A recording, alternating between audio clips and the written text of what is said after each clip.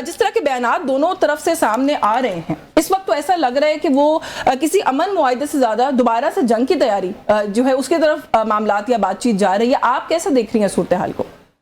यशवीन, क्योंकि मामला इस वक्त ये है कि ना तो अमेरिका को कोई इस किस्म की कामयाबी हासिल हुई थी जिसको वो अस्करी मैदान में एक फतह के मुतरादिफ रखते। दूसरी तरफ ना ही ईरान के पास एक ऐसी सूरत हाल थी कि जहां उन्होंने किसी और जगह पे जाकर कोई कब्जा किया या जिसके अंदर आप कह सकते हैं कि एक ऑफेंसिव जंग लड़ी। ईरान ने एक डिफेंसिव वॉर लड़ी है, लेकिन उस डिफेंसिव वॉर में वो कामयाब रहे हैं। अब ऐसी सूरत हाल में जहां एक वाज़ेह बरतरी हासिल नहीं हो सकी अमेरिका को, तो अमेरिका ने इस वक्त बहरे अरब में तकरीबन जो है 5 अपने जो बहरी बेड़े हैं उनकी जो मूवमेंट है उनको उधर कंसंट्रेट कर दिया है। इसके अलावा इस वक्त 16 डिस्ट्रॉयर्स वहां मौजूद हैं। दूसरी तरफ वो कह रहे हैं कि स्ट्रेट ऑफ हॉर्मुज को भी बंद करेंगे।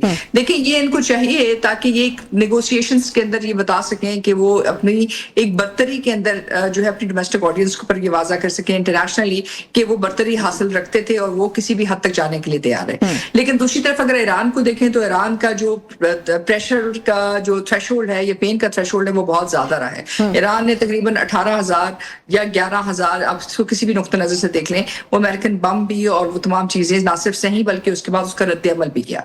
और साथ जैसे जैसे जंग आगे जाती गई वैसे वैसे ईरान की जो हथियार हैं उनके अंदर जो है उनकी आप कह सकते हैं टेक्निकल इम्पैक्ट जो है वो ज्यादा था। तो इस लिहाज से इस वक्त बावजूद इसके कि सूरत हाल ऐसी लगती है कि जंग की तरफ जा रही है, लेकिन जो पाकिस्तान के पास फुटप्रिंट है उसके मुताबिक हमें ये नजर आ रहा है कि दोनों तरफ से इस वक्त एक बहुत संजीदगी दिखाई जा रही है मुज़ाकरात की तरफ। जो असुरदगी की जो न्यूक्लियर की डील थी उसमें भी ईरान की तरफ से ये बात आ रही है कि शायद 10 साल तक के लिए वो तैयार हैं, और इसी तरह अमेरिका भी सैंक्शंस उठाने के लिए तैयार है। और तीसरी तरफ जो सबसे अहम बात है वो यही है कि जो स्ट्रेट ऑफ हॉर्मुज है, जाहिर है उसका एक ग्रेजुएटेड प्लान बनेगा ताकि इत्तेमाद में बहाल हो सके।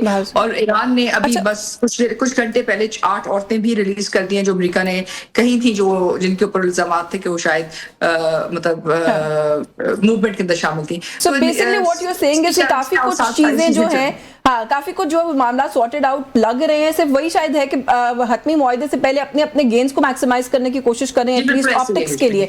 डॉक्टर मुनव्वर साहब, क्या ऐसी ही सूरत हाल है? क्योंकि ये जंग जो है इसका आगाज हुआ, ये शुरू हुई ईरान में रिजीम चेंज करवाने के लिए, फिर पता नहीं बहुत सारे मराहिल तय किए इस जंग ने, और अब जो है वो स्ट्रेट ऑफ हॉर्मुज खुलवाने पे पहले आके स्टक हो गई। अब ऐसा लग रहा है कि मीडिया के मैदान में कोई बयानिया उसको जीतने पर आके फंस गई है। तो ये खाली इस हद तक की बात है, हो जाएगा एग्रीमेंट? आप कैसे देख रहे हैं? बिल्कुल ठीक है। देखें ना, ईरान के अंदर जो एयरपोर्ट है मेहराबाद और फिर इमाम खुमैनी, दोनों को इस वक्त खोल दिया गया है। फ्लाइट्स आ भी रही हैं, जा भी रही हैं। उसके अलावा जो मुख्तलिफ रेलवे ब्रिजेस हैं, रोड कनेक्शंस हैं, उसके ऊपर कंस्ट्रक्शन का काम चल रहा है। अगर इस जंग ने दोबारा शुरू होना था तो ये कभी भी वो न करते। इसके अलावा मैं ये समझता हूँ कि बहुत सारे मामलात के ऊपर एग्रीमेंट मौजूद है, तो फाइनली जस्ट दस्तखत करने या थोड़ा बहुत उसे रिफाइन करना है। पाकिस्तान ने दोनों पार्टीज को एतमाद में लिया हुआ है। आपने सही पॉइंट आउट किया कि अमेरिका और स्पेशली प्रेसिडेंट ट्रम्प साहब वो लाइमलाइट में रहना चाहते हैं। वो आज नहीं, पुराने ज़माने से रहना चाहते हैं। ना तवा कंधों पे उन्होंने बहुत वजन उठाया हुआ। फिर प्रेसिडेंट ट्रम्प साहब, मेरा अपना मानना ये है कि वो डायलेमा के भी शिकार हैं। बहुत सारे प्रेशर्स हैं। एक तरफ इजरायली लॉबी है, न्यूकॉन्स हैं, एवेलेंजिकल्स हैं, वो कहते हैं इस वॉर को कंटिन्यू रखें बिकॉज उसको वो मजहबी नुक्ता निगाह से देखते हैं, इसराइल की हमदर्दी दिखाते हैं। वो जेनेसिस 42, जेनेसिस 40 और फिर 15.18 को कोट करते हैं। दूसरी तरफ जो है मागा कॉन्स्टिट्यूंसी है, 70% से ज़ायद अमेरिकन हैं, वो कहते हैं जी इस जंग को बंद करें। आप जो ये $500 मिलियन या $1 बिलियन या $2 बिलियन जो भी है वो हम पे लगाएं, हमारी जो ब्रिजेस हैं उसको फिक्स इन करें, लोगों की ज़िंदगी का मयार बुलंद करें। और तीसरा ये कि जब भी रिपब्लिकन्स पावर में आते हैं ना, उनका एक कॉमन ट्रेंड होता है, वो माचूमेंट ट्रेंड है। वो हमेशा अपना हाथ ऊपर रखना चाहते हैं, काउबॉय स्टाइल उनका होता है। उनका जो पॉलिसी मेकिंग स्टाइल है ना, वो बड़ा सिंपल होता है। ये दुश्मन है, इसको बॉम्ब कर दें। अच्छा, अमेरिका का हदफ वो नहीं था जो इजराइल का हदफ था। न उसको ईरान के न्यूक्लियर प्रोग्राम से कोई गर्ज है, न उसकी मिसाइल प्रोग्राम से कोई गर्ज है। और अमेरिकन स्ट्रेटेजिस्ट ने, मुझे उनका न्यूक्लियर प्रोग्राम पसंद नहीं है इसलिए मैं तो उसी को टारगेट कर रहा था। वैसे वो उनको मजबूत कौम कहते हैं, अच्छे लड़ाकू भी कहते हैं, और टफ नेगोशिएटर भी मानते हैं। अच्छा, उनका जो असल था ना कि इस खित्ते के अंदर अपनी प्राइमेसी को रीइंफोर्स करें और चाइना के लिए रास्तों को सिवियर करें। हाँ, इजराइल का ये प्रोग्राम जरूर था کہ مڈل ایسٹ کو اتنا کمزور کیا جائے کہ وہ گریٹر اسرائیل کا خواب پورا ہو جائے. لیکن اب جو ایکسٹرنل سچویشن ہے اور انٹرنل سچویشن ہے وہ اس جنگ کے حق میں نہیں ہے. نہیں، اور یہ کسی کو بھی اس وقت سوٹ نہیں کرتا اس کانفلکٹ کے اندر رہنا. ڈاکٹر خرم اقبال صاحب، سر آپ کیسے دیکھ رہے ہیں اس ساری صورتحال کو؟ اگر یہ دونوں پارٹیز اتنی ہائی پاور ڈیلیگیشن لے کر ایک مرتبہ پہلے اسلام آباد آ چکی ہیں، 21 گھنٹے 22 گھنٹے کا سفر کیا ہوگا امریکی ڈیلیگیشن نے، اور دوبارہ بھی آنے کے لیے تیار ہیں، تو دے آف کورس مین بزنس، وہ نکلنا چاہتے ہیں اس کانفلکٹ سے، ورنہ تو کوئی اور وجہ نہیں تھی آنے کی. لیکن ابھی تک ماحول کیوں نہیں ایسا لگ رہا کہ وہ کسی قسم کے مستقل معاہدے کے لیے سازگار دکھائی دے؟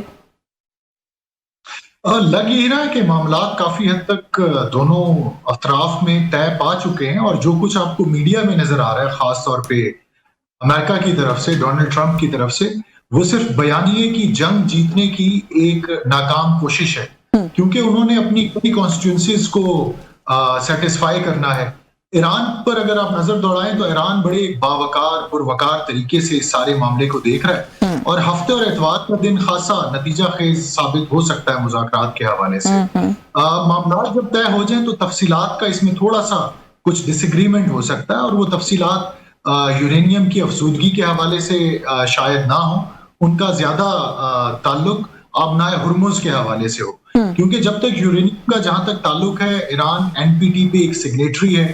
ایران یہ دنیا کو باور کروا چکا ہے کہ وہ ایٹمی بم حاصل کرنے میں انٹرسٹڈ نہیں ہے، اور اس کا جو پروگرام ہے وہ سول مقاصد کے لیے ہے. اور ابھی تک جو افزودہ کی گئی یورینیم ہے وہ بھی ویپن گریڈ نہیں ہے. اب اگلے 5 سال کے لیے وہ اس کو ہولڈ پر ڈالتے ہیں یا 10 سال کے لیے، وہ ڈیپینڈ کرے گا کہ اس سیز فائر کے پرماننٹ ہونے کے بعد خطے میں کس قسم کا ماحول پنپتا ہے. اس وقت ایران کی اگر آپ ملٹری صلاحیت کی بات کریں تو ایران نے مزاحمت تو بڑی کامیابی سے کی، لیکن ایران کی لیڈرشپ ڈی کیپیٹیٹ ہو چکی ہے.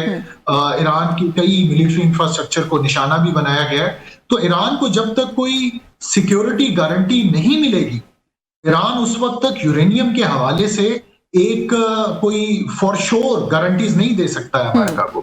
اسی طرح سے آبنائے ہرمز کی اگر بات کی جائے تو اس چیز پر بھی جب تک جنگ جاری ہے تو ایران کو کچھ بین الاقوامی حمایت حاصل ہے کہ وہ آبنائے ہرمز کو بند کر کے رکھے، لیکن جب جنگ اپنے خاتمے کی طرف بڑھے گی تو ایران کو آبنائے ہرمز والے معاملے پر تھوڑی سی لچک کا مظاہرہ کرنا پڑے گا. اس کی بنیادی وجہ یہ ہے کہ آبنائے ہرمز ہو، آبنائے ملاکا ہو، آبنائے باب المندب ہو، یہ ان کلاز کے مطابق گلوبل کامنز ہیں، اور یہاں سے گزرنے کا رائٹ ہوتا ہے، پریویلیج نہیں ہوتا.